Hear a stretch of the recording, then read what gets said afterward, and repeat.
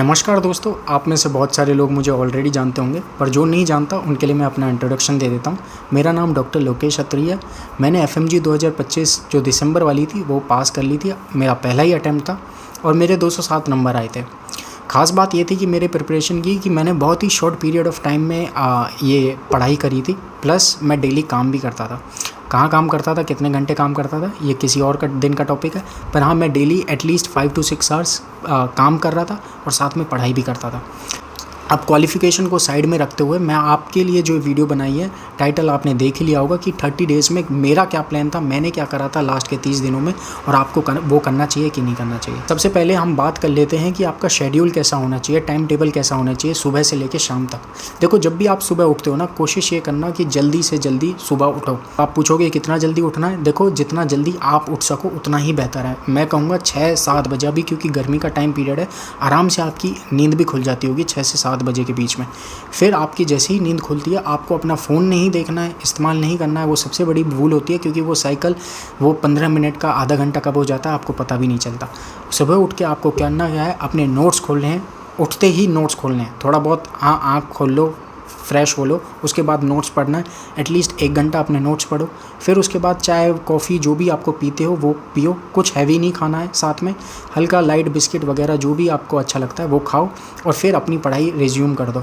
फिर आपको एटलीस्ट 2 घंटे के आसपास पढ़ना है।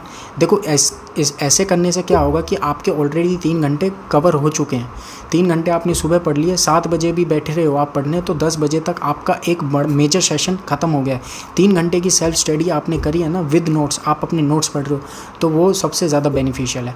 3 घंटे हो गए, 10 बज गए हैं। 10 बजने के बाद आपको ब्रेक लेना है। 1 घंटे का आप ब्रेक ले लो, नो इश्यूज़। 1 घंटे का ब्रेक ले लो। फ़ोन चलाना है, फ़ोन चलाओ। MCQ सॉल्व करने, MCQ सॉल्व करो। जो करना है आपका इच्छा वो करो, ठीक है। इसके बाद जैसे ही 11 बज जाते हैं, 11 बजने के बाद 1 घंटे का आपको फिर से सेशन करना है। किसका? पढ़ाई का। आपने 11 से 12 के बीच में 1 घंटा पढ़ लिया। उसके बाद क्या करना है? उसके बाद आपको एक लाइट लंच लेना है। लाइट लंच लो, हैवी लो, जो भी आपको खाना है उस टाइम पे वो खाना खाओ, और नींद आए तो सो जाओ। फिर आपको चाहे 1 घंटे के लिए नींद आए, 2 घंटे के लिए, 3 घंटे के लिए, वो आपकी मर्ज़ी है। जितने घंटे आपको सोना है सो जाओ। फिर जैसे ही उठोगे उसके बाद 2 घंटे का सेशन फिर से लगाना है आपको। मान के चलो आप 2 बजे भी उठ रहे हो, 2 घंटे की नींद मेरे हिसाब से सफिशेंट है। 2 बजे उठ रहे हो तो 2 से 4 के बीच में आपको एक और पढ़ाई कर लेनी है। इन टोटल अब हमारे कितने घंटे हो गए? 6 घंटे के आसपास हो गए। अब हमको क्या करना है? 6 घंटे हमने ऑलरेडी बहुत पढ़ाई कर ली, और ये सारा सेल्फ स्टडी है। कोई वीडियोज़ नहीं देखनी है इसमें, सिर्फ आपको अपने नोट्स पढ़ने हैं। नोट्स ये दिन का हो गया। और रात को क्या करना है? रात को आपका माइंड है ना थक गया होगा। अगर थक गया है तो MCQ सॉल्व कर लो। नहीं कर सकते तो यूट्यूब पे आपको मिस्ट की, बाकी प्रेप लैडर की छोटी छोटी सी 1 शॉट, LRR, ये सब देखने को मिल जाएगा। उनकी वीडियोस देख के सो जाओ। पर ये भी मैं ऐसा नहीं करता था। मैं फिर भी रात को 1 घंटे का, 2 घंटे का एटलीस्ट सेल्फ स्टडी वाला रिवीजन लेके बैठता था और पढ़ाई करता था खुद से ही। और 11 बजे के आसपास मेरा टाइम पीरियड था कि अब इनफ हो गया, इसके बाद मैं नहीं पढ़ता था। 11 से 12 के बीच में मैं अपना फ़ोन चलाता था, इंस्टाग्राम, फेसबुक, जो भी वीडियो मेरे को देखनी होती थी वो मैं देख कर सो जाता था। फिर सुबह यही से आपको फिर से साइकिल रिपीट करनी है। ये तो बात हो गई डिसिप्लिन की। आपको आपका दिन कैसा दिखना चाहिए। कम से कम 6-7 घंटे की पढ़ाई तो आपकी सेल्फ स्टडी होनी ही चाहिए। अब बात कर लेते हैं कि देखो, जो मेन चीज़ है ना, जिसके ऊपर बहुत लोग फोकस नहीं करते, जो 6-7 घंटे की जब मैं पढ़ाई कर रहा हूँ ना, तो उसमें आपको कोई वीडियो नहीं देखनी है। उसमें आपके जिस भी कोचिंग सेंटर से आपने पढ़ाई करी है उसके नोट्स और आप, यही 2 होने चाहिए। आप नोट्स को पढ़ रहे हो, वही करना है आपको। खुद से सेल्फ स्टडी करनी है, कोई वीडियो नहीं देखनी है। अब वीडियो देखने का टाइम भी नहीं है। मान के चलो आपका कुछ सिलेबस छूट गया है, छोटे सब्जेक्ट का कोई टॉपिक छूट गया, तो उसको छोड़ दो, डजेंट मैटर। छोटे सब्जेक्ट से आपकी रैंक डिसाइड नहीं होगी। रैंक मतलब आपके नंबर डिसाइड नहीं होंगे कि आप फेल होंगे, पास होंगे। जो वो डिसाइड होगा आपके बिग सब्जेक्ट। अब मैंने जो टाइम टेबल बताया था उसके अंदर मैं आपको MCQ का नहीं बता पाया कि MCQ कब करने। MCQ आप हर एक शॉर्ट सेशन के बाद कर सकते हो। मान के चलो जब इसे सुबह का आपने 1 घंटे की पढ़ाई करी है, तो 1 घंटे में जो भी टॉपिक पढ़ा है ना उसका MCQ लगा लो। नहीं कर सकते उसका तो ऐसा करो, मिक्स करो, क्योंकि अब एक लास्ट महीना रह गया है। ऐसा तो है नहीं आपने पहले कभी इनमें से कोई सब्जेक्ट पढ़ा नहीं होगा, ऑब्वियसली पढ़ा होगा। तो प्री क्लिनिकल को एक साथ में रखो और क्लिनिकल को एक साथ में रखो, और 50-50 के बैच के क्वेश्चंस लगाते रहो। एटलीस्ट आपको 100 क्वेश्चंस डेली लगाने। सुबह 50 लगा लो, शाम को 50 लगा लो, सो मोर देन अब बात कर लोगे कि टैग कौन से इस्तेमाल करने हैं। देखो टैग अब ऐसा नहीं है कि आपको सारे टैग इस्तेमाल करने, कोई पॉइंट नहीं है उसका, सिर्फ आपका कॉन्फिडेंस ही कम करेंगे। इससे बढ़िया एफएमजी के प्रीवियस ईयर क्वेश्चंस लगाओ और नीट पीजी के प्रीवियस ईयर क्वेश्चंस लगाओ, वो मोर देन इनफ है। कुछ बच्चे ऐसा कहेंगे कि यार मैंने इतने ऑलरेडी पीवाईक्यू सॉल्व कर लिए हैं कि मुझे रट गए हैं। ऑब्वियसली मेरे साथ भी ऐसा हुआ था, बाकी जितने भी पिछले आपके सीनियर्स हैं उन सब के साथ ये हो चुका है।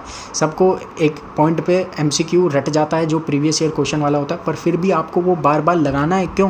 क्योंकि उसके नीचे जो एक्सप्लेनेशन देनी होती है ना, दी होती है, उसको पढ़ना है। अगर वो आपको एक्सप्लेनेशन समझ में आ रही है, क्योंकि टॉपिक्स वही हैं, उन्हीं से ही क्वेश्चन आना है, वो एक्सप्लेनेशन आपको अच्छे से पता होनी चाहिए कि इसका आंसर ये क्यों था, और इस अगर क्वेश्चन को रीफ्रेम करा जाता है तो दूसरा आंसर कैसे बन सकता है। अब लास्ट के महीने में जीटीज देने चाहिए कि नहीं देने चाहिए? मेरा मानना है देने चाहिए, और क्या टाइम पीरियड है वो भी मैं बता देता हूँ। देखो अभी आपके पास 28 दिन के आसपास हैं, तो अगर आप पहले के 2 हफ्ते में कोई भी जीटी कभी भी दे रहे हो ना, डजेंट मैटर। पर हाँ, एक चीज़ याद रखना, लास्ट जीटी जो आपका रहेगा वो एग्ज़ाम से 7 दिन पहले होना चाहिए। मैंने जो करा था, 1 वीक पहले आप अपना जीटी दो, फिर उसका स्कोर कुछ भी हो। मेरे 210 नंबर के आसपास कुछ आए थे लास्ट के जीटी में, मैरो पे दिया था। तो उसका जो स्कोर आता है ना, उससे आपको फ़र्क नहीं पड़ना चाहिए, चाहे आपके 150 आ रहे हैं, 130 आ रहे हैं। बस आपको एनालाइज़ करना चाहिए कि अब मेरे किस सब्जेक्ट में वीक पॉइंट है, और जिस सब्जेक्ट में आपका वीक आ रहा है ना, वो सब्जेक्ट आपको उन लास्ट के 7 डेज़ में ना रिवाइज़ ज़्यादा करना है कंपेयर टू अदर सब्जेक्ट्स। फिर उसमें मैंने अगेन कह रहा हूँ कि जीटी में क्या स्कोर आ रहा है डजेंट मैटर, उससे आपका कुछ भी डिसाइड नहीं होगा, क्योंकि वही सेम क्वेश्चन एग्जाम में नहीं आएंगे। अब बात कर लेते कि कितने सब्जेक्ट आपको पर डे के हिसाब से करने चाहिए। देखो टाइम टेबल ऐसा होना चाहिए कि आप लास्ट के 7 डेज़ की मैं बता देता हूँ। मैं इतना पढ़ रहा था कि हर दिन मैं 3 से 4 सब्जेक्ट डेली रिवाइज़ कर रहा था फ्रॉम हेड टू टो। सुबह एनाटमी कर ली, फिर बायोकेमिस्ट्री कर ली, फिर साथ में फिजियोलॉजी भी कर ली, फिर साथ में फॉरेंसिक मेडिसिन भी कर ली। ऐसे ऐसे मैं एक दिन में 4-4 सब्जेक्ट कर रहा था लास्ट के हफ्ते में। वो आपको भी करना पड़ेगा, क्योंकि जितनी आपकी फ्रेश मेमोरी रहेगी उतना ही आप एग्ज़ाम में अच्छे से कवर अप कर पाओगे।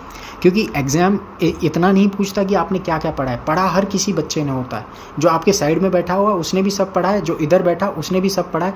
पर नंबर किसके आएंगे, कितना कौन स्कोर करेगा, कौन पास होएगा, कौन फेल होएगा, वो डिपेंड करता है कि एग्ज़ाम में जो क्वेश्चन आ रहा है उसका आंसर आप रिकॉल कर पा रहे हो, आपके माइंड में है कि हाँ इसका आंसर ये हो सकता है, बाकी ऑप्शंस को रूल आउट कर पा रहे हो, उसी से ही आपके नंबर डिसाइड। बाकी इस वीडियो को आप मोटिवेशन के तौर पे मत देखना, क्योंकि मोटिवेशन थोड़ी देर के लिए रहती है, 3 से 4 दिन के लिए मोटिवेशन रहेगी। फिर से अगर आपका डिसिप्लिन नहीं होगा तो आप फिर से वहीं उसी पॉइंट पे आ जाओगे। मोटिवेशन मुझे देनी चाहिए, वो मैं अब दे देता हूँ। मैं डरा के आपको मोटिवेट करता हूँ। देखो अगर मान के चलो ये एग्ज़ाम भी आप इस अटेम्प्ट में भी फेल हो जाते हो, शायद आपका 3rd हो, 1st हो, 5th हो, कोई भी अटेम्प्ट हो, आप सोच सकते हो कि ये सर्कल कभी भी नहीं रुकेगा। ऐसा नहीं है कि आप इस बार फेल हो गए तो अगली बार अचानक से आप जादू से पास हो जाओगे। मेरे अंदर सबसे बड़ा डर यही था कि अगर मैं इस बार इस अटेम्प्ट में पास नहीं हो पाता हूँ तो ये सर्कल फिर से रिपीट होएगा, फिर से मुझे 6 महीने के लिए प्रिपेयर करना होगा और सब कुछ फिर से ये सब पढ़ना होगा। तो मैंने अपने दिमाग को, अपने आप को ये बता दिया था कि this is my last attempt, और मुझे वापस से ये सब चीज़ें नहीं पढ़नी है। स्पेशली एफएमजी के लिए, INI सेट के लिए और नीट पीजी के लिए मैं पढ़ लूँगा, पर एफएमजी के लिए अब नहीं पढ़ सकता मैं। तो मैंने अपने आप को हर रोज़ टॉर्चर करा है लास्ट के 30 डेज़ में। मुझसे नहीं पढ़ा जा रहा था। पीएसएम मैंने डेमोग्राफिक साइकिल है ना, 50 नहीं 500 बार पढ़ ली होगी, 500 बार एक ही चीज़ को बार बार पढ़ रहा हूँ। दिमाग भी पागल हो जाता है कि भाई ये बार बार कब तक पढ़ोगे, पर आपको पढ़ते रहना है जब तक आपकी एग्ज़ाम नहीं हो जाती। 28 जून तक आपको हर रोज़ पढ़ना है, हर रोज़ पढ़ना है, एक ही चीज़ को बार बार पढ़ना है, क्योंकि वही आपको फल देगी, वही आपको पास करवाएगी एग्ज़ाम में। अगर आपको ये वीडियो अच्छी लगी हो और आप अपने फ्रेंड्स के साथ इसको शेयर करना चाहते हो तो कर देना। और अगर आपके कोई भी क्वेश्चंस हो तो प्लीज़ कमेंट बॉक्स में अपने डाउट्स जो भी हो, कैसा भी हो, मोटिवेशन नहीं है, डिप्रेशन में हो, कैसी भी कोई भी हेल्प चाहिए होगी मुझे कमेंट कर दो। I will try to help you guys. क्योंकि देखो मैं चाहता हूँ कि मेरे ग्रुप में जितने भी बच्चे हैं ना, उसमें से एटलीस्ट बहुत सारे तो पास, बहुत सारे क्या सभी पास हो जाएं, और उसमें से बहुत सारे स्टूडेंट्स के 200+ आएंगे। तो मुझे as a friend, as a senior मुझे बहुत अच्छा लगेगा। और आप कुछ तो मेरे कलीग्स भी हैं जो फेल हो गए थे, वो सब पास हो जाएंगे तो मुझे बहुत खुशी होएगी कि एटलीस्ट मैं किसी की कुछ ना कुछ हेल्प कर पाया। Thank you for watching. और अगर आपको ये वीडियो हेल्पफुल लगती है तो अपने दोस्त के साथ भी शेयर कर देना।